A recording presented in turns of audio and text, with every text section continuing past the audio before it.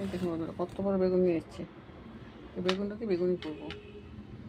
এটা চালের গুঁড়ো, ময়দা, নুন, লঙ্কার গুঁড়ো, হলুদ গুঁড়ো, কালো জিরে। এটা ফেটিয়ে নিয়েছি, বেগুন কেটে নিয়েছি, তেলটা বসিয়ে দিয়েছি।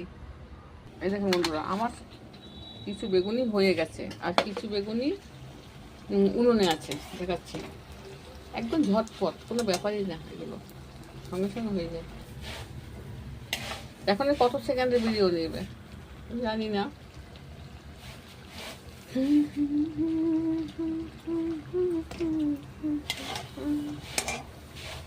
খুন্তি বাজলে হয় ভীষণ তেল টানে, বেসনে খুব তেল টেনে যায় জানেন তো, ওই জন্য বেসন দিয়ে আমার তো খুব একটা ভাজি না।